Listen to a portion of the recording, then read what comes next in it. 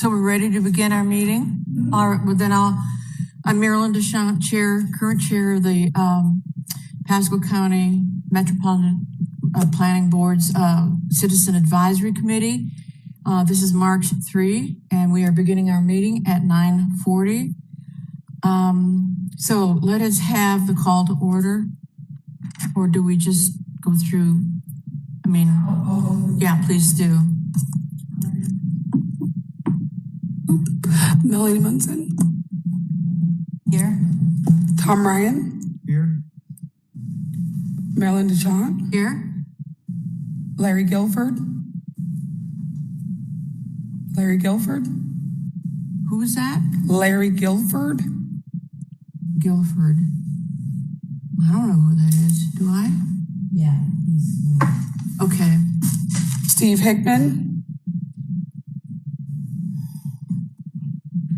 Ian Norris. Oh, what was that Steve name? Hickman.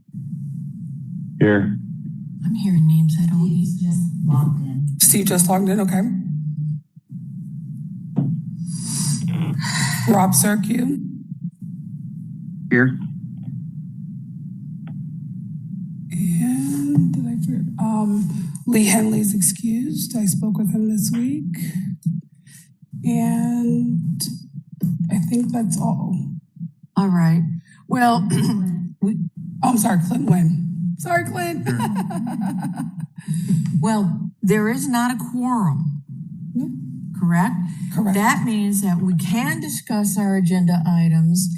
We can make comments, obviously, that will go forward, but we will not be able to have a vote that carries any weight. Rather, our decisions will be made by consensus. Yes. Now, while we're still on members of our committee, I just want to do a little housekeeping and find out how we stand with Lee Helmsley. How is he doing? And what area does he represent again? I was going to save that for the CAC membership discussion on other business meeting on item 11.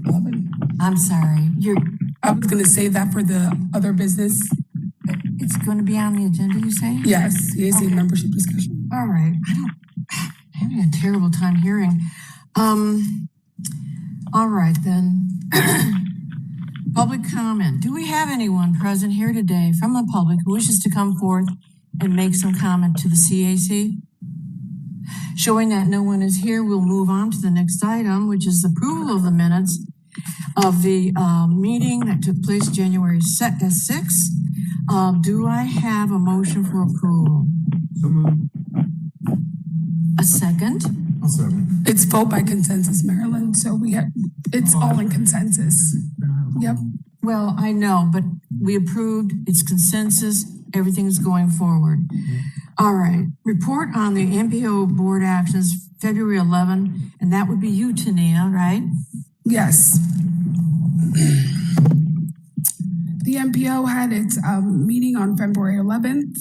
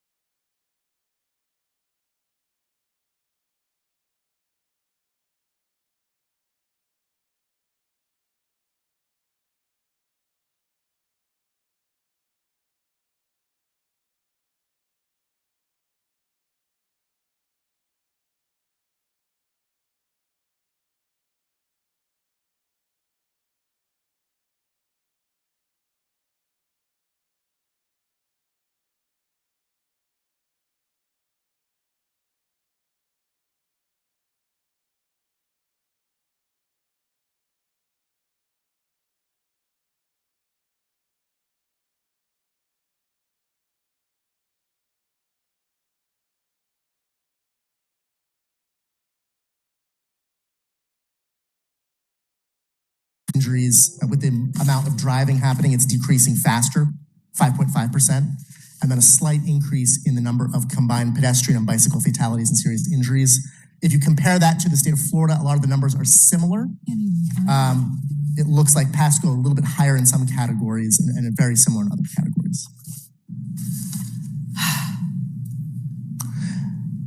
The main point of this exercise is to adopt standards for the coming year. And what we have decided is to adopt the number that has occurred in 2019 as a standard we would like to hold into 2021. We don't want to see an increase in any of these categories. We want that to be the maximum number. So these are the figures that the MPO board adopted last month as the targets for this PM1 standards. Next slide, please. So this is sort of what a lot of the discussion is focused on already, is what are we doing to address these safety issues? So between 2019, 2020, Pasco received over $2 million for safety improvements. There are a number of other safety improvements in the pipeline for different areas of the county. There are two major planning efforts through the MPO that are addressing safety. Vision Zero. Last year, phase one of Vision Zero focused on community engagement and education. And phase two is kicking off this year, again, focusing on community engagement and education. Those two major planning efforts are Vision Zero and Active Transportation Plan? Yes, ma'am. All right. Yep, and the Active Transportation Plan is developing a cohesive network across the county for pedestrians, cyclists, and other active transportation users. We hope through these initiatives, we can help bring the number of fatalities and serious injury crashes down. Any other questions? Just one question, because I just want to make sure that what I've always thought, and if you're not the person to answer this, are bicyclists, they're considered equal in the state of Florida to automobiles as it relates to traffic laws and right-of-ways and queuing and all that fun stuff. Am I correct on that? Yes, sir. Yep. Okay. So is much like I was talking about pedestrian, and you may not be able to answer that today, but the one thing that I find very irritating is a bicyclist not obeying a traffic law when it puts the bicyclist in jeopardy of being hurt. You know, it's like, I'm going to hit you because you ignored the stop sign. Mm-hmm. You know, but the stop sign for a bicyclist is no different than someone in an automobile. Is that correct? Yes, sir. Yeah. A cyclist is required to stop at any stop sign, yield any yield sign. And there are situations where a cyclist may do something because they feel it's safer for them or because they don't want to stop. In other jurisdictions, there are other types of laws, Idaho stop, I believe it's called, where a cyclist would treat a stop sign as a yield sign, but that's not the law in Florida. In Florida, a cyclip has to stop at a stop sign. Okay, because that might help with those fatalities, I would think, because I ride my bike all the time, and I'm always thinking about those folks that I've opened it when I'm riding my bike. So I'm like, let's be careful here. That might be a nice add-on in the future for education. Mm-hmm. Is I know it's in, I've taken driver's courses because of my insurance carrier asking me to do it. And that's where I learned a lot, by the way. And I was like, oh, wow, that's really interesting. I was like, it might be good to put that out there as education since we're getting a lot of bicyclists on the road. Yeah, we think for Vision Zero, we're definitely looking to focus on all users of the roadways, cyclists, pedestrians, drivers, to make sure we're targeting all groups that are involved. And definitely Tina Russo can definitely speak a lot more to that. And she's definitely a really great resource for some of these questions as well. Good question. Was all the data that compiled, was it picked on certain roads or all the roads in the whole vicinity of Pasco? That was for all roads in Pasco County. Okay, so rural versus the highly congested areas.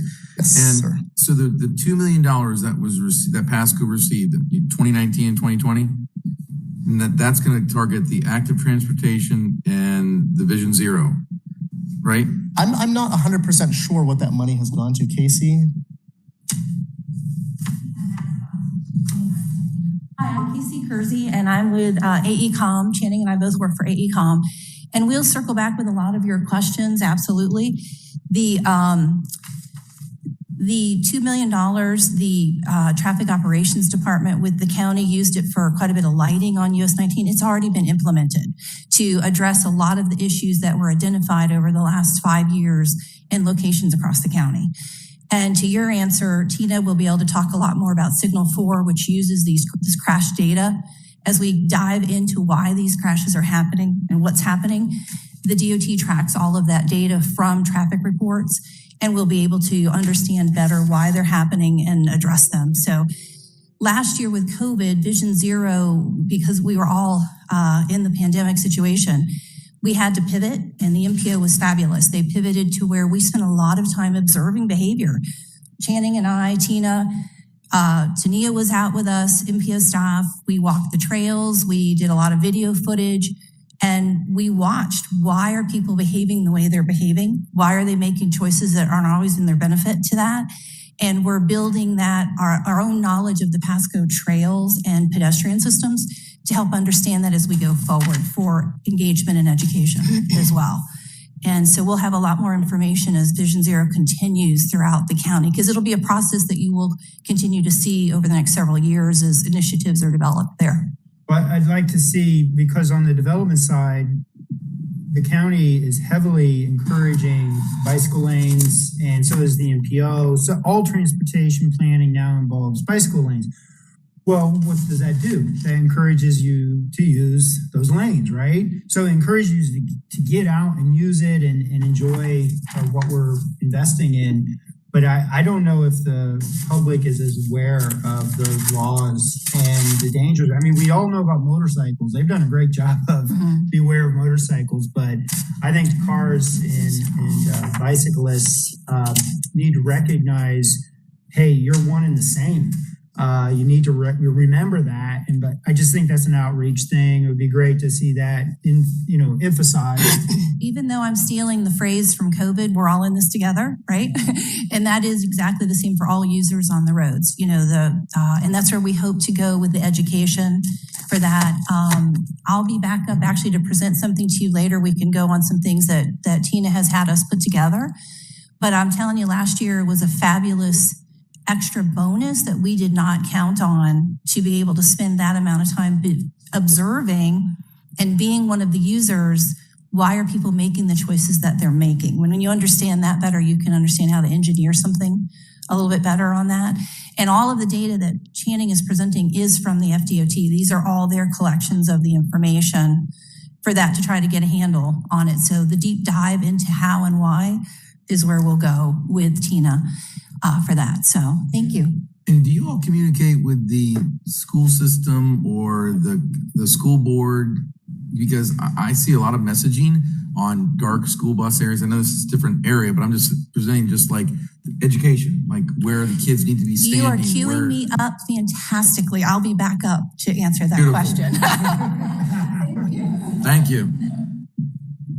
All right, now, Any further questions? Channing, are you done with your presentation? Finished, yes. Give me your last name again, please. Last is Bickford, B as in boy, ICKFORD. Thank you. All right, then. All right, thank you. All right. Marilyn, Steve Hickman, I have a question. Marilyn, Steve Hickman online has a question. I'm sorry? Steve Hickman online has a question. There's a question online. Steve Hickman. Oh, Steve's got a question. I didn't see that. Okay, Steve. This is a question for Channing. Channing, with the MPO adopting these PMs, how will our funding, highway funding, be affected, particularly when you see that some of the metrics have, they're increasing but at a very slow rate, but they're still increasing. And from a safety perspective, we all want them to decrease. So is our highway funding going to be impacted by these PMs? So the short answer is the only way that funding would be impacted is if we fail to adopt standards at all, and then the MPO would not get funding at all anymore. This is just sort of almost perfunctory adopting these standards. The meeting the standards, exceeding the standards, or failing to meet the standards does not actually impact the funding as far as the standards go. as long as the standards make sense and Pasco MPO is trying to do something to kind of bring those numbers down. As far as the funding goes, there's not more funding allocated based on these standards. There are other. Yeah, thanks, Casey. Yeah, it's a federal requirement for all MPOs, and so it's not specifically tied to any funding other than not doing it eliminates your funding.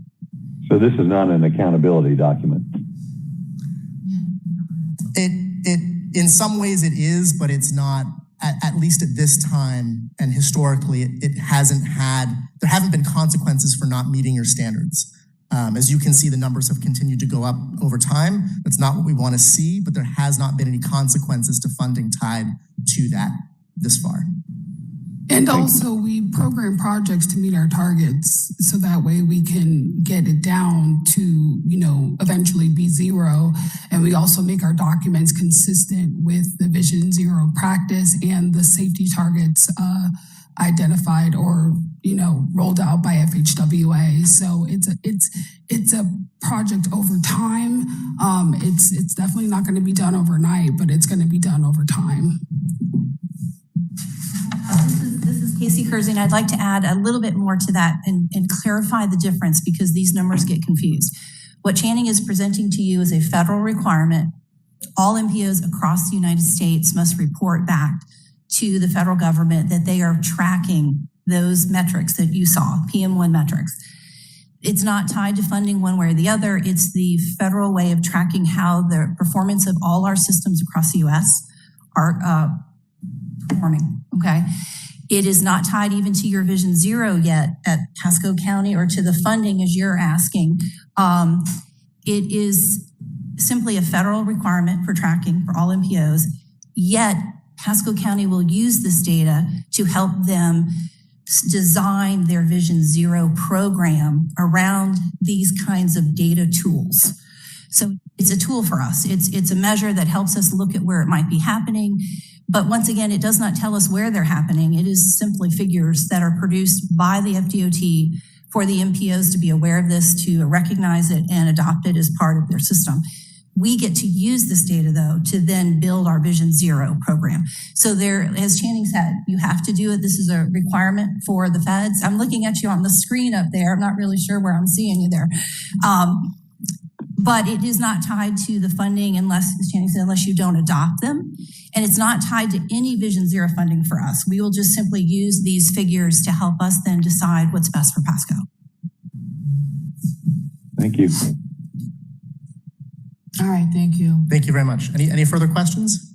Not, how about, Rob? Do you have any questions, Rob? I'm good, thank you. Did you have any questions regarding Channing's presentation?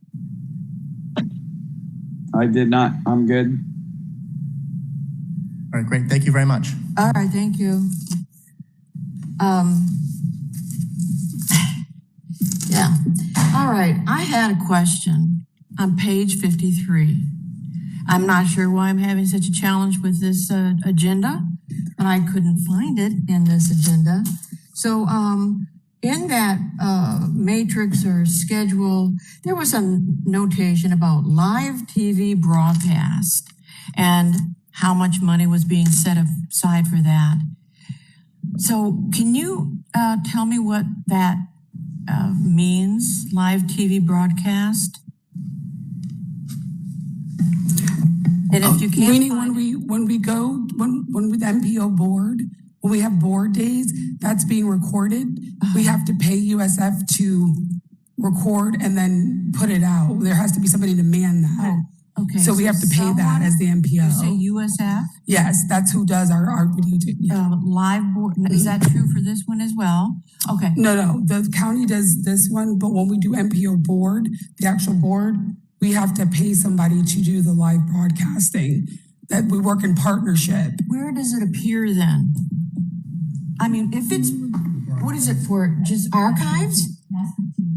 Pasco TV, yeah, Pasco TV. I can't hear it, so that's fine. We'll Yes, just move on, okay?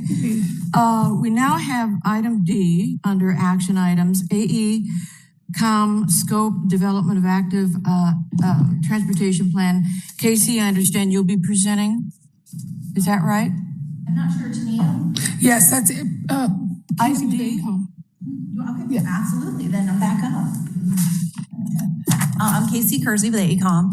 So the MPO would like to follow a trend that many MPOs are doing across the United States and develop your first active transportation plan. Very much akin to the bike pedestrian plans that you have seen other MPOs develop, and yet the active transportation aspect of it actually opens you up to more a holistic look at all the users of the road system, as you've been asking about. Your question's right on target today. So active being anyone and all users, transit, the car drivers, everyone who uses the system, we're seeing as it all together. So the plan really sets the MPO up for additional funding sources and looking at safety without the bike and ped being almost a separate mode as we've done in the past. You do not recognize the active transportation plan yet in your public participation plan. I'm working on that, and you will see, it will come to you in May, a draft public participation plan that adds this to one of the products that the MPO can create. So right now, between now and June, no plan is getting kicked off. Don't want you to think you've missed anything. AECOM and Tyndall Holler are both your general planning consultants. We're just trying to collect as much data as we can, set up GIS files, mapping, research other active transportation plans to get you prepared for when the MPO, if you all decide to kick off the development of your first plan. But that will not start until probably July, I think, to get that program. So really what you're seeing is a task work order, really just to start getting all the data in the appropriate places and so forth. And then starting in July, your public participation plan will list that as an actual plan the MPO can kick off to do. So nothing's been done yet. This is just some background work for the task work orders. If I may make a suggestion on the research that you're all doing as it relates to safety, not only the pedestrian and the bicyclist, but digging, if you do dig into the data, how many of these automobile accidents are rear end collisions? Because now I don't know if they report in the police report result of texting or phones, but I'm going to suspect that because just what I see on 54 is almost always a rear end collision that flips a car, destroys a car, and you can see it. And it's like, I wonder if it has anything to do with when you're driving, you notice what the behavior is, and we're all kind of inquiring minds. We want to know how that happened to them and how we can avoid it ourselves as a driver, what's going on. That can go in the education component is like just putting it out there more and more that as people become more aware of the accidents as they drive by, put your phones down. And I know it's an effort being done everywhere, and I know it's not something you can influence, but it would be interesting to know how many of these accidents are rear end collisions. And as Channing mentioned, a couple of areas where we will, because your active transportation will be developed with that kind of data in mind. So as time goes on, we hope to work with the MPO through this fall to have a lot of those answers. And DOT does track a lot of that through their traffic accidents, through their Signal 4 program that we'll be able to use as a resource. And FDOT has been a fabulous partner on getting that kind of information out to the MPO and helping them track. They had provided up to 6 temporary counters for Tina to use over this last month so we can start tracking what kind of traffic we've got crossing the roads for that. DOT is a fabulous partner for this and will be going forward. But Tina's also made contacts with the school board, the sheriff's department. She's really garnering all of those groups that will be really good partners to the MPO and the county to understand our safety needs for that. So just want to let you know those task work orders are not kicking off the plan. You haven't missed a thing. This is just allowing us to start trying to compile what we know and getting it somewhere in there so when it does kick off, we'll have a lot of that data available to that. Do we have any other questions? Any questions for those online? Then we'll move on. This is a vote of consensus, right? Just all in consensus. Name call? No, just say all in consensus and then say aye. Aye. All right. All right, that leaves us now to E, Tyndale Oliver Scope Development of Active Transportation Data. Do we have someone? That will be me. Pardon me? I'll be taking that item. She's gonna do it. Oh, you're doing it? Yeah. Oh, okay, go ahead. Yes, so the second part of the active transportation plan will be Tyndale Oliver. They'll be doing a scope for the data safety analysis and standards review. This task scope will include available data sources, data assembly, demographics, data gap and data collection, GIS mapping, crash data analysis, and a technical memo for development and review of a comprehensive plan and right-of-way preservation and width standards. Upon completion of the first phase of planning, the Pasco County MPO will prepare for the second phase, pending availability of funding and of funding and the phases of resources. So it's a two-pronged process with the active transportation plan. It's a lot of research going into it, but hopefully we'll have a very robust product at the end so we can present to you all. That's it. Do we have any questions? How long is this scope of work going on? I think it's about a year. I think we have about a year. Is a year? The ones that you're approving? Yes. No, they're for both AECom and Tyndale Oliver. To get you prepared to start an active transportation plan was a lot of tasks, including data collection, mapping, a lot of research, a lot of contacts with these agencies. So the MPO chose to split those tasks in half, and we are all required to be done by June. So then the MPO will come to you about initiating if you want to kick off your first active transportation plan. So everything we're doing is done by June to just really bring all the data together. Yeah, for both companies. So Casey, then you must be working with Tyndale Oliver? No, ma'am, they're one of your general planning consultants. They just couldn't be available to speak to you today. So I'm just representing AECom and Tania's representing Tyndale Oliver. I just happen to know my task work order ends at the end of June, and so does Tyndale Oliver's. Yeah. All right, do we have any other questions? Tania, anything else to add? That's it. Then I guess we'll just go ahead and everyone in consensus? Aye? All right, next item is Citizen Advisory Committee, the annual elections of officers. I'm currently chairing as the chair. This is my first year. The bylaws approve that that we have 2 years. So also Sandy Graves is our vice chair, and she's also in her first year. She is not here today. She has an excused absence. I would like to have any names come forward or any suggestions from those current and online as to whether they might be interested in taking on a leadership role. Well, I'd like to nominate Melanie Monson as one of our candidates for a leadership role. Clint, any suggestions? Tom has nominated Melanie. Second. For one of the roles, you say? For one of the roles, I don't want to speak for her. Okay, well then that's a very good position to put me in, because as much as I have enjoyed this, being a chair, I will tell you that Sandy has already connected with Tania to indicate that she would be happy to continue as vice chair. Or Yes, she has, yes. And I'm happy to step down at this time. So Melanie, congratulations. And do we have a vote? I don't know if we can vote, maybe it's all by consensus, to have Melanie step in as chair. I think Melanie needs to voice that She would like to take over as chair, yes. And then we could do as consensus. All right, congratulations. Thank you, Tom. By consensus, we have to say aye. Aye. All right. Aye.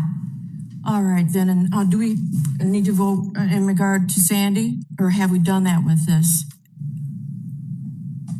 All righty. It's all set? Yes. All right, thank you, then.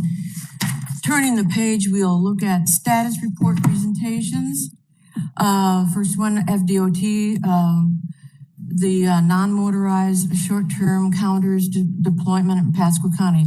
Are you handling that, Tania? Casey Kersey will come up from AECOM to review that item.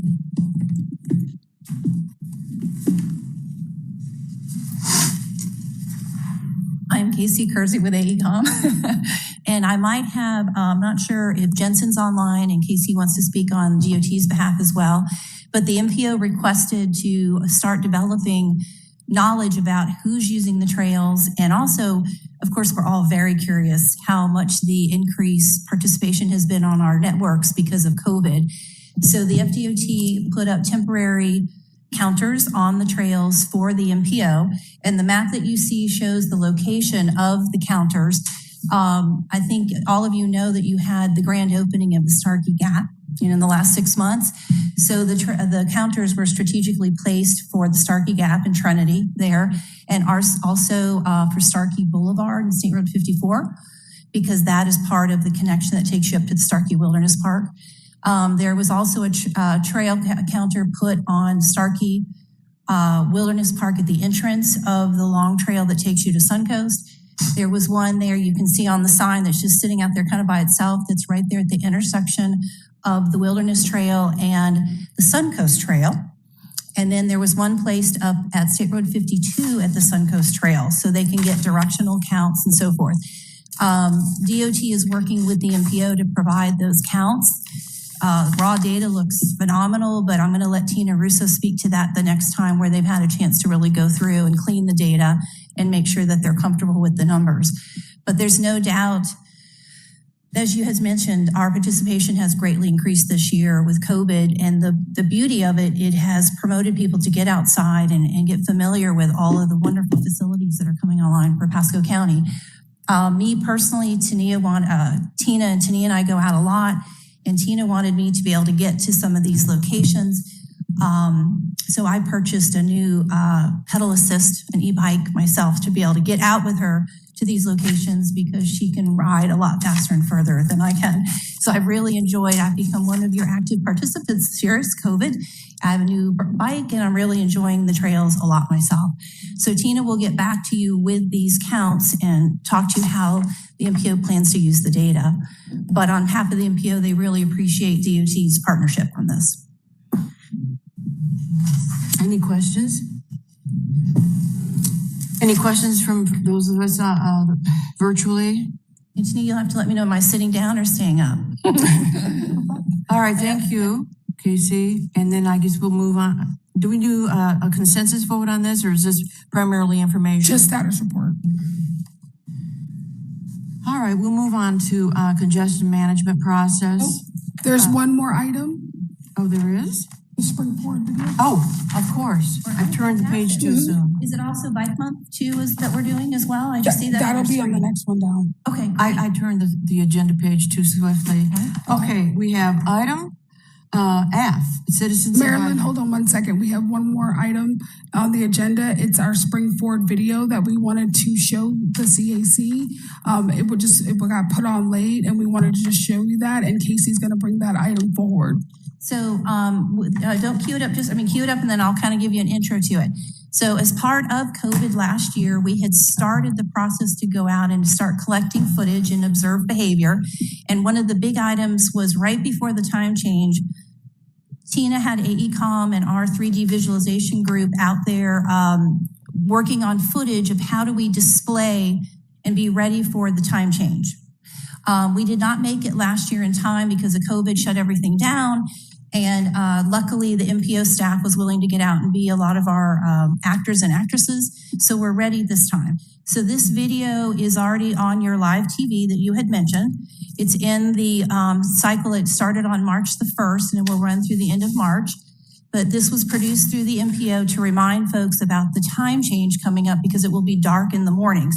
And it will go out also social media. It'll get posted on the 9th of March and again on the 14th. Instagram, Facebook, all of the ways that the county puts out information. And so you'll notice all the MPO staff in it as well, and AECOM staff and their children. So if you want to show that 15-second clip.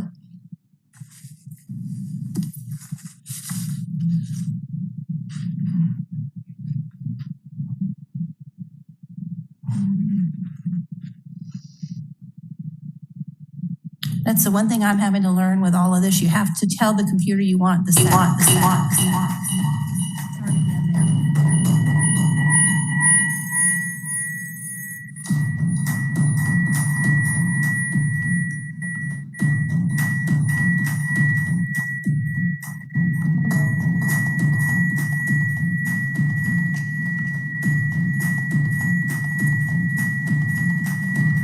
I guess there's bad feedback on the other end as well. But you can view. So the county has this rolling as part of their lineup. When you watch the live Pasco TV, this will come up, and I watched it several times yesterday to make sure I could get a screenshot for that. And the point of this was initially to go, as you talked about, with the school board. We just couldn't get it out in time because COVID shut everything down and nobody was going to school right about the time change was starting to come together. And so this year we were prepared for that. This was just a 15-second clip just to get it in your mind. It will be dark in the morning, starting that Sunday morning for all the trail riders. As you're saying, everyone will be out, it's springtime. And then also for the school kids to remind them, for those that are traveling in the dark, for that. So this is part of that Vision Zero education campaign that we kicked off last year. And we're lucky to be able to put that out this year in time through your public information office. Question for you. Do you know what Class Dojo is?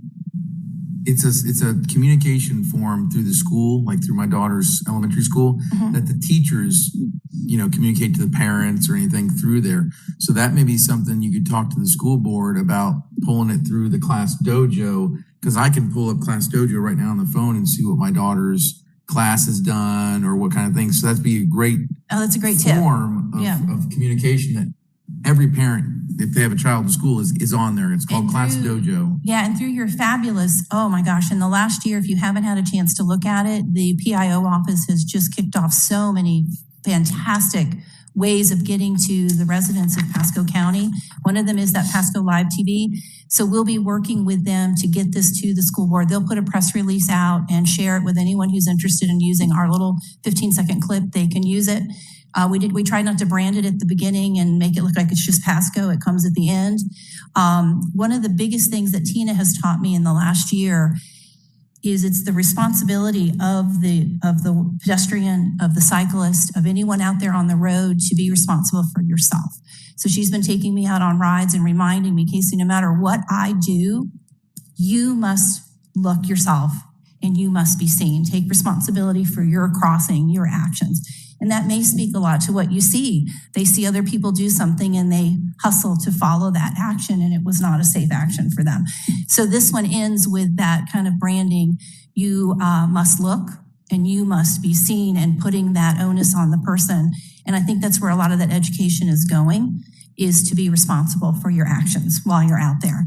So a lot more of this to come as part of Vision Zero, and we're glad we could get it out this year. But I imagine the PIO will talk to the school board to be one of the press releases for them, but I can check on that and let you know and talk with Tina about it. I have one question. Is it something, we have at our chamber like tens of thousands of followers on our social media outlets. Is this something that I could get to put out? Absolutely. I will go through Kayla and Tambry, but I know that they would love it if you're interested in putting this out, because we have children in there intentionally, but we have adults crossing. Tina's got her bike in the back. So it really is for all users and to alert. And we would love it. The more it can get out, that's the purpose of trying to brand it generally enough to do that for that. So, But I've really enjoyed the live TV. As you were talking, Marilyn, I've been watching it in the queues, and they are doing blog posts now and podcasts, and Pasco County's just done a fabulous job of finding ways to do outreach to their citizens. Thank you, Casey. All right. So that I don't jump the gun again, Tania, go ahead and tell us where we are on the agenda. Congestion management process. The management process, the congestion? Yes. Yes, okay. All right, that goes to the board. Do we have anyone present has any comments to make in regards to concerns they have for their areas? Clint, sometimes you do. Did you need follow-up on anything? No, just, I think that was the wrong question to ask after we've been on 52 this morning. Yeah, I was on 52, so, yeah. How about Tom and Melanie, anything? Anyone online with us today? Well, I have a question. Oh, yeah. Did we ever end up getting a solution on the 5A high school area there on State Route 52 in Chicago, where there was a congestion area with the buses in school time? I know it had gone up the chain a little bit. I just never heard. I'll have to circle back around with Tina and the school. I think we reached out to the school traffic team on that one. We'll have to follow up and see what was the outcome. And I know the Shady Hills Elementary School was addressed as well. I know people went out there and looked at that, but hopefully I haven't been back out there at school. Start times of loading and unloading, so I haven't had a chance to go to check on that one. all right. If we have no further comments from I've got members some. online. Pardon Hello. me? Yes, hi. Hey, it's Rob Serkey. Rob? Yep. At the intersection of Oakley and State Road 54, which is right there by the Grove. I don't know what can be done, but during peak times, because of the closing of Overpass Road, that there's like 3 lights all within a short distance of each other. The traffic just gets crazy, and I don't know if they can retime those lights or somebody can go out there at that time and take a look at a way of better moving that traffic along. It's also causing, I think 2 weeks ago, we had a 7-day stretch of accidents on Old Pasco Road south of the high school because, of course, that's the only way people can get out now. What time of day was that, Rob? Well, it starts around 4. I mean, it's busy most of the time nowadays because of the no other alternative route. But about 4 o'clock, it gets crazy and goes till about 6:30. And then, Okay, of course, thank you. Pasco accidents are happening around 2:30ish or 2:15 when school lets out. Okay, thank you for that input. Do we have anyone else with any other comments on this topic? Jensen is on the line and he would like to speak. Who's online? FDOT. Jensen Hackett, the panelist. Well, then Good morning, speak. everyone. Can you hear me? Yes. Perfect. Okay. So I just had a quick follow-up for the State Road 52 at 5A. I worked with our traffic ops team, and they were able to retime that left-hand turn signal where the buses were backing up back in January. So that should have fixed the problem. I know that there was some communication back and forth with the county on that because the county wanted to be involved in that process. So if there's any other issues with that, just feel free to let the county know so that they can assist with that timing of the light there. For Rob, your question on County Road 54, there underneath 75 all the way to Old Pasco Road. So we recently retimed the lights at the interstate exit ramps. So the 2 signals that are underneath 75 at County Road 54. And we're now working on a retiming of the signal at the end of Bruce B. Downs, State Road 581. and State Road 54. The rest of the signals on that corridor are actually county owned because that is County Road 54. State Road 54 actually starts at the Bruce intersection and goes east towards Zephyr Hills. So for those timing of the signals for like Oakley, Gateway, and Old Pasco, that would have to go through Pasco County. But the state is working currently on the retiming of the lights at Bruce and State Road and County Road 54. Thank you. Tony, I have a question. Yeah. When you turn on to State Road 54 off of the interstate and you're heading eastbound, right before you get to Bruce B. Downs, it's really not marked at all, like with any hospital symbol or any big clarification that that's Bruce B. Downs. So I've just heard in the community that when people are getting off the interstate and they're trying to switch over to the right, when they're heading eastbound, that Bruce B. Downs is not just really, really clearly marked. Maybe that could be something that somebody could have like a larger green sign for Bruce B, because since Bruce B. Downs is such a major artery over there. Okay, I will check with our appropriate department in the county to see if we can get a sign up there. Yeah, it's just a little congestion area where people are cutting over lanes to get to Bruce B. Downs. So that'd just be something that would help me open, give somebody some better, clear visibility. So we have 2 signs that are there marking a southbound State Road 581. Just because it's on the state system, it's marked as 581 and not as Bruce B. Downs, because Bruce B. Downs is the local roadway designation of State Road 581. So we have 2 lead signs that designate a right-hand turn to get onto State Road 581 leading up to that intersection. And then we also have the through lanes marked as State Road 54 because after that intersection, it turns into State Road 54. For something like a median sign, which would signify like, in your case, a Bruce B. Downs Boulevard next signal, that portion of the roadway between I-75 and that intersection at Bruce B. Downs 581 and 54, that's actually county owned. That's County Road 54, so that would be something that you have to bring up with the county as well. But on our state side, we have the state designation signs. I believe there's 2 of them, one outside of the Wesley Chapel Toyota, and then another one kind of just to the east of, I think that's a Popeyes there as part of that plaza. So there's 2 signs that are there. They're small on the side, but if you wanted something that's in the middle that would designate as Bruce B. Downs, that would have to be done through the county. I think you were asking for the hospital sign, correct?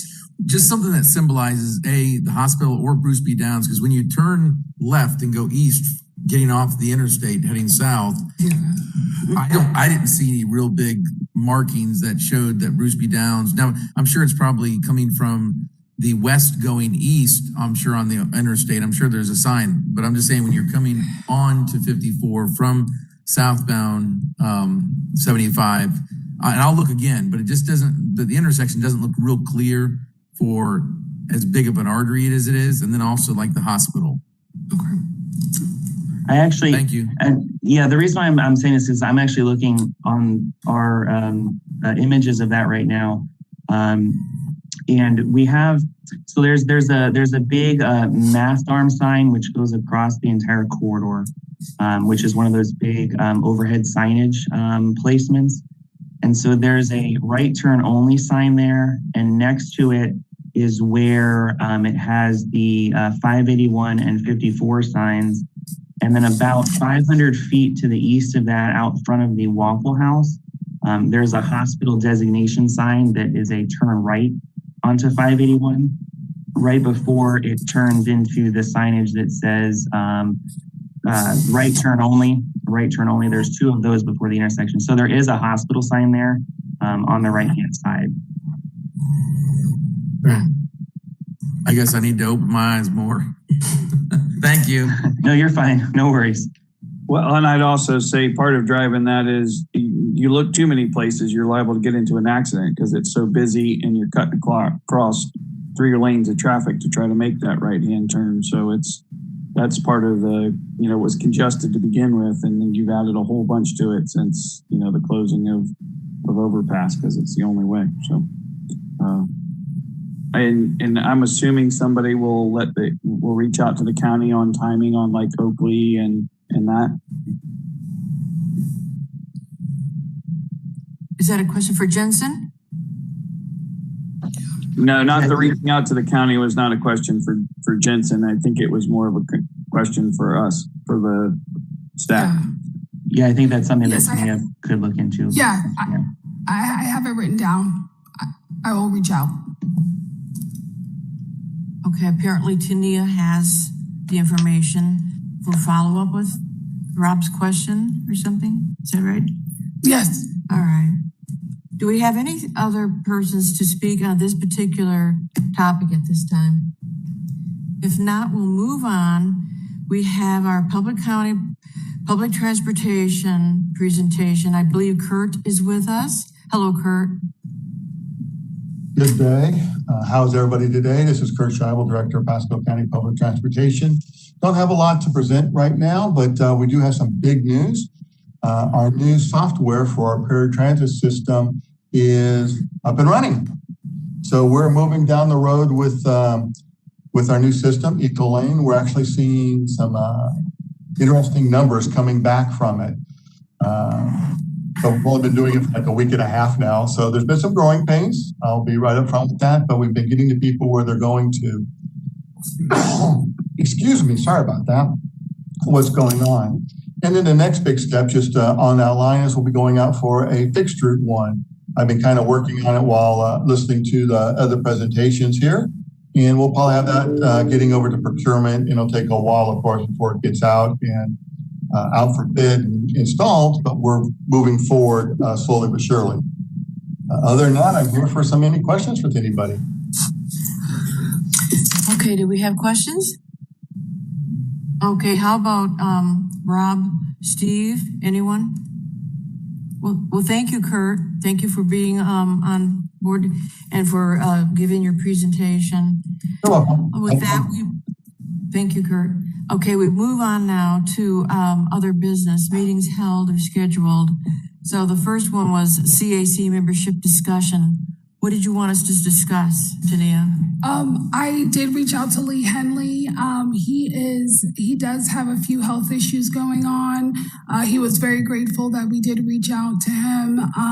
He does want to stay in the CAC. I asked him if I could share the information with Commissioner Mariano and his staff, so that way Commissioner Mariano can at least delegate an alternate to help him out while he's healing. He hasn't gotten back to me because I know he said he was having a couple of procedures done over the next couple of weeks. So I figured he's just out of commission for the moment. So I'm looking forward to hearing back from him if he would allow me to share that information. So Lee said he wants to return and he does enjoy the CAC. So that seat will leave there and just see if we can find an alternate from Commissioner Mariano. I also reached out to Larry Guilford because we haven't heard from him in a while as well. Mike, a little more, please. We haven't heard from Larry Guilford in a while as well. I did reach out to him as well to see what was going on with his attendance. So for right now, that's where we stand. Do we need to take action?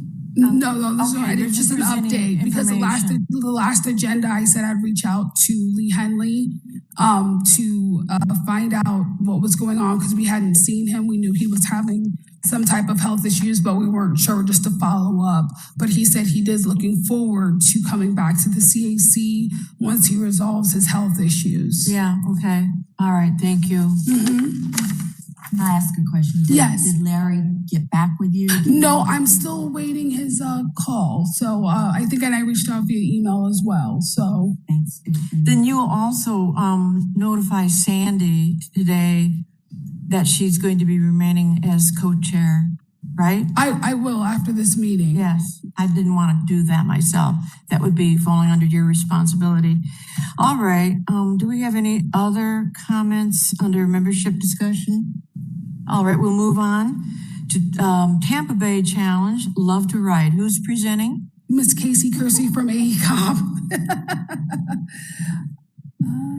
Casey Kersey with AECom. So I wanted to let you all know that this month is, March is Florida Bike Month, and May is the National Bike Month, but for Florida, March is our month. And as part of that, the Love to Ride Challenge has been put out there for March 1 to March 31st. It's for individuals, agencies, companies. Channing, I think you and I are both in there, and we're also riding on behalf of the Pasco MPO. We're participating in this, and they're really trying to get the word out. If you want to go ahead and go to the next screen, Tania. Next slide. Oh. Okay, perfect. So what they've done is there's a Tampa Bay Bike Challenge. It's for all of the counties. And if you participated, you got a t-shirt, and the logo shows the entire Tampa Bay area, Love to Ride. So from all the different counties, we're all participating. And for the CAC, the biggest point of that, you'll see me, I'm out there on this new bike. You'll see my tracking of trips. It's really to promote education, just as you're asking. On this course, for me, the most valuable part has been all of the free courses. So I'm going to recommend everyone from the CAC. I'll show you how to register. Even if you just go through the courses, it'll be a lot of your questions about how you ride as a bicyclist and interact with traffic. So I've been watching all of the courses, and by registering, you're getting registered for prizes. But I've really enjoyed thinking about them as I go out on my ride. What am I doing now? And I'm getting re-educated on how to be a cyclist. I am a pedestrian and a swimmer, and now I am a cyclist in the last year, and I'm relearning how to interact with traffic different than a pedestrian does. So this shows my tracking on there, and if you can go on, you can watch how people from Pasco are participating. These are some examples of the education tools. And we will be spinning off a lot of these things through these different education packets that have been put together by other agencies to use for our own Vision Zero and do education for Pasco County as well. And I think it's worth signing up even if you don't ride for the courses. Really, very good education part of it. Registration is open to all throughout this month. A 10-minute ride counts as a trip. So they're really trying to promote us just using our neighborhood trails to get out on Pasco trails or anywhere that you live in Tampa Bay. And you'll see lovetoride.net/Tampa Bay. Do we have anyone on? Is Julie on by chance? Did anyone join from the Bike Walk Tampa Bay? We invited them, but they also had some conflicts today. They were going to hop on if they could. So this has been a really good experience for me because I said, I'm new to cycling, really. And I'm always questioning Channing, who's not new to cycling, and Tina, why am I doing this correctly? Am I not doing this correctly? Why didn't the car really acknowledge me? It's a new education for me as well, and really helps set us up for education through this Vision Zero process as we experience it.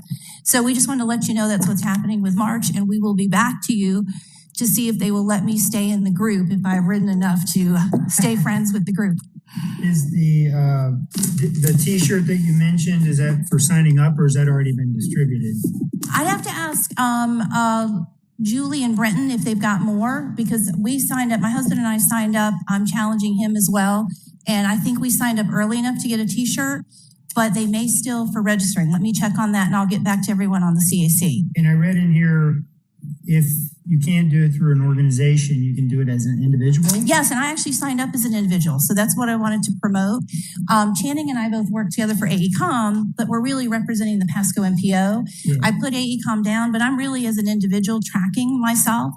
And what I've started to do is get up very early, just as the sun is coming up. I'm doing my ride. I've got a mirror for my bike.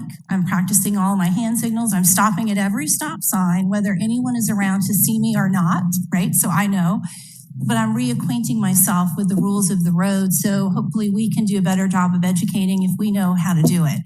So I'll get back to you on that, but they'll take registration all month. Yeah, I would not do it just for the t-shirt. I was just wondering, so many people love t-shirts. I do. Yeah. But, I thought about about wearing mine this morning and decided to be professional for you. Where did this get pushed out? Because I didn't hear about it. Was it pushed out through the Pasco County MPO? It was pushed out through Bike Walk Tampa Bay and a lot of the organizations that provide that. So Pasco MPO was not necessarily a sponsor to it. I learned about it, and I really think COVID has dampened a lot of that. I'm going to be honest, where we would have all been together talking about this every month. Get ready, here it comes. I think that's been a little bit of that, but Bike Walk Tampa Bay has a lot of that pushed out. But Love to Ride is the email you want to go to find it. And with Kurt still on, I see him. I want to do a shout out for the live TV. Kurt's got great segments on the Pasco Live TV about his new facility he's on there. He's done some real personalized segments with riders and why they ride and how much Pasco County is helping people still get around in midst of COVID. It's really worth watching for even the transit part that we offer as a county. Is there a Facebook page that can be that could be?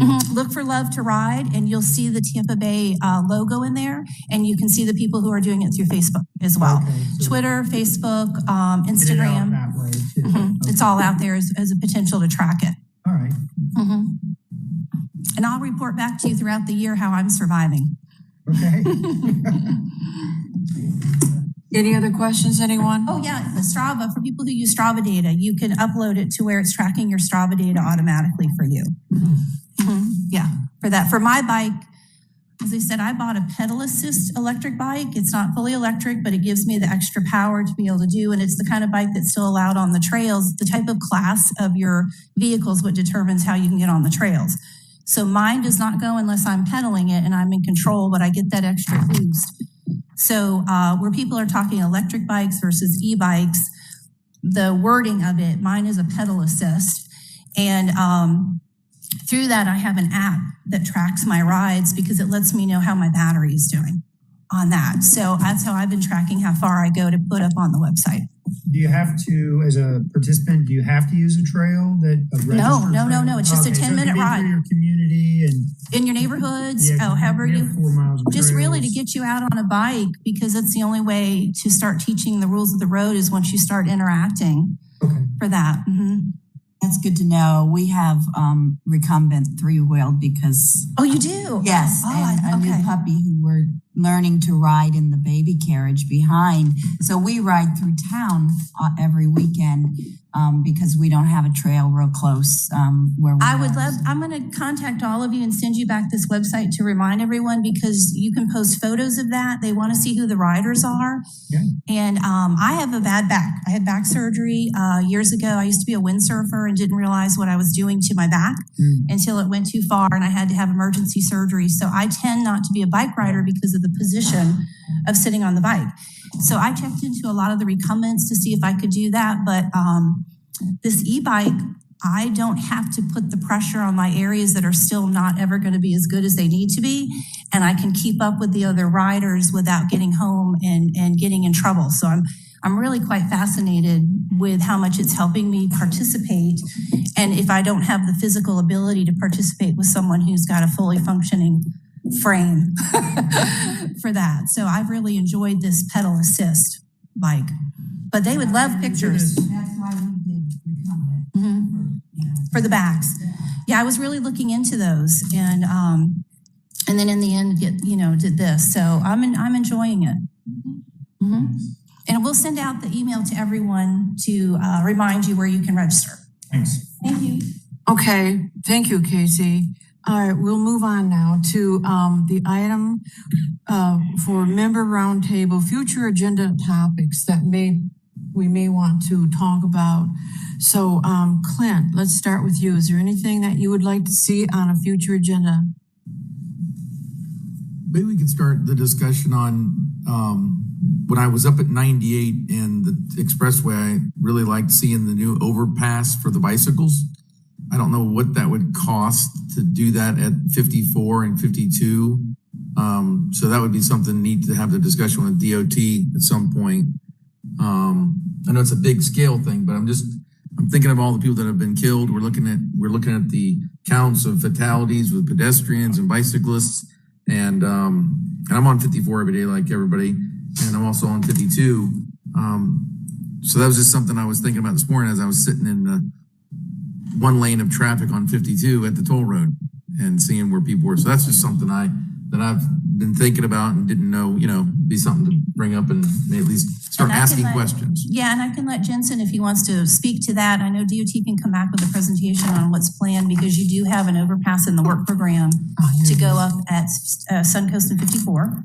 And that will, I believe, start under construction. And Jensen can confirm if I'm correct in the next fiscal year, but I'm not sure if that changed in the work program. And the DOT and the MPO and the county are looking at a lot of other safety crossing options as well to help people get across where they can for the traffic and still be able to make these crossings as these trails become more popular. But they can speak, when Tina's here, can speak to the overpass questions for that. But you have one already in the work program to be built. Yeah, I really like the one at 98. I saw it this weekend. It was really, really nice the way they've done that during the construction. But it'd be neat to maybe jump ahead on 52 while they're dismantling all of 52. So. And this is an item we'd like to discuss in the future, and perhaps. I think Penny for Pasco could We'll leave it to Tania to find space in the agenda for that. So with the overpasses right now, that was something that would have to be planned and programmed into the priority list. And then, since it's such a large and massive project, it takes more money and more time. So, we have to build it in over time and how that looks with other projects. And like Casey was saying, are there other treatments to do prior to that you can get more bang for your buck per se? You know what I mean? Instead of putting all your eggs in one basket, how about we do more of this over here? And then, you know what I mean? So it's not to say that it's out of the question. It's just about the programming and the timing and the funding and the resources, putting it all in that direction. So it's not to say we can't talk about it. We can look at it and see what's best foot forward, what that area can actually do, the right of way and all of that comes into play when we're talking about the overpasses. So I think we just have to look and just have the discussion. But like I said, it's about the priority and how we prioritize those projects. All right, thank you. Yeah, and Clint, I'm sorry. This is Jensen Hackett from DOT. I just wanted to respond quickly to Clint because I think you were kind of alluding to just kind of popping some kind of overpass or feature like that into the current construction project.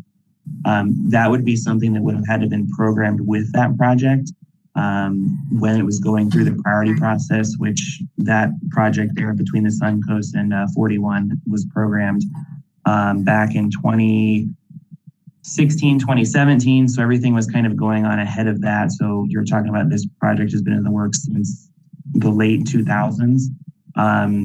That's kind of when this would have had to have been done if it was going to be included with this construction project.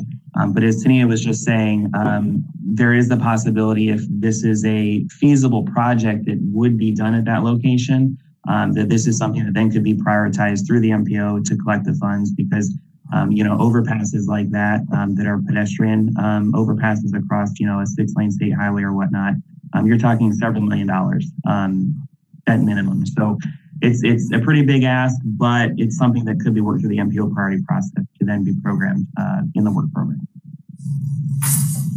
All right. No, Tom. I have two requests. One would go to probably Jensen, since we're only meeting every other month. I think it would really have some good information if in your reports, if you could carve out enough time to give quick updates on the diverging diamond as far as its status as it relates to the planned construction schedule and the overpass road, if overpass exchange.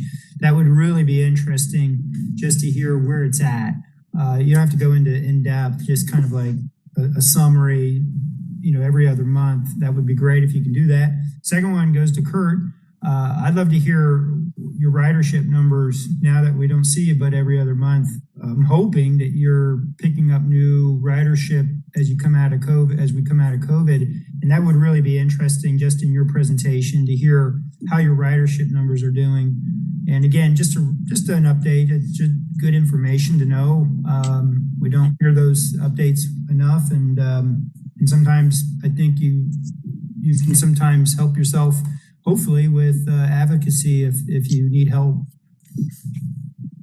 Well, I can answer to the ridership if you give me a quick second. because I actually have the numbers up here right now because we've been doing I'm doing some budget stuff. Our ridership is, I would say, bottomed out and started to turn back up on the fixed route side. We're not seeing a lot of riders coming back, but I am seeing a growth in the riders coming back, if that makes sense. So we're still about 20% down on the fixed route side, and that's a rough number, but that's where we're at right now. For the paratransit side, we're not seeing any up or down. It's pretty flat right now. I don't think we're really going to see anything until the vaccine is actually more available. Is that the best way to put that? The more people get the vaccine itself. But I will now add that to my report, every report, because it'll be every other month anyways. I'll add that to my report and make sure you guys are in the loop on where we're at and going from there. And if I can, I might even submit like a chart or something for you so you can see it right there. Yeah, that would really be nice. I'm not trying to judge anything. I'm just saying it's nice to know maybe we come up with ideas. It's a little late for this idea, but I was thinking for this new Love to Ride Tampa Bay Bike Challenge, will you have a way to get people to the Starkey Trail? You can put your bike on front of a bus and get from Wesley Chapel to the trail. You don't have to go out and buy a bike rack for your car. And you just have to bike to the bus stop and get on the bus and drop you off at the trail, and you can start logging those miles. Creative stuff like that. I was thinking, how can we help you guys out? I appreciate that. Thank you. All right, Melanie, do you have any items? I don't, but thank you. I was wondering about overpass and love some updates. So thanks, Tom. All right. Steve Hickman, do you have any items you'd like to see on future agendas? No, I have something for the roundtable, but not for future agenda. Thank you, Steve. Rob? Rob, do you have any items you'd like to see for discussion? Rob? I'm sorry, the button I was clicking, it wasn't working. So I'm all good. Thank you, though. What did he say? He's good. He's good. Okay, thank you. All right. It looks like we've covered everyone who's present then. I don't have anything in particular. Oh, yes, I do. Forgot. Okay. I was reading recently where apparently the legislature is talking about possibly dismantling the TBARTA. Does that sound familiar? Yes. Well, I personally am opposed to that. So if we could get someone at a future meeting, or, if they're meeting right now, so I'm not sure how quickly this is all going to take place, or if it's just an item that they're planning to discuss. But it is a visionary collection of transportation, of departments, associations, coalitions, whatever, for an overall view for the entire Tampa Bay area. This is very important for future. So, if there's a way we can get perhaps a representative, but if this is going to be decided, or let us know if this is something that's going to be discussed and decided during legislature, if you don't mind. And if not, then we want to pursue information in the future. Thank you. This was discussed at the MPO board as well. And I know that Commissioner Starkey had requested a letter of support from the MPO board. And I know Terry is working with county staff to help draft a letter, because he's our interim director as of right now, to help draft a letter in support of keeping TBARTA afloat. This is something at the legislative level. I don't know when they are going to vote on this, but there seems to be support from the MPOs for this matter, but again, it's in the hands of the legislature. We have talked about it at the MPO level in Pasco. We are in support of TBARTA, but as of right now, this has to be left into their hands to decide what takes place. I don't know what is the outcome. I don't know when they're going to vote, but I could probably find out and get back with you. Yes, and anything that you feel that we need to know before our next meeting, just let us know. No Thank you, problem. I appreciate can. that. Now, let's see, where's the agenda? Okay. Oh, I wanted to give you the website. I'm sorry, who's speaking? If you want to know any updates to any projects that's going on in the Tampa Bay area, you can go to f.tampabay.com and it'll pull up the projects in the area. Just wanted to give you that website. Okay, projects. All right. Thank you, Tania. Oops, sorry. This is Jensen from DOT. I'm sorry, Marilyn.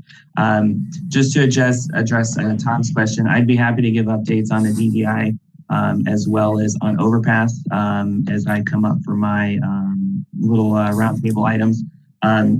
Currently on the DDI, if you are on the west side of 75, I know that DAB, the contractor, has laid all the pavement out for the actual diverging part. So that's been kind of wrapping up. They're waiting to finish kind of the exit ramps if you're coming from the outlets to go southbound on 75. If you've been coming from the Wesley Chapel area going westbound over the interchange, you may have noticed that the final alignment of the northbound I-75 exit ramp is complete. So that was paved just about 3 weeks ago and has opened. That's a little bit further east than where the old ramp was. And the northbound 75 and 275 ramp that goes to 56 is just about to be ready to be paved.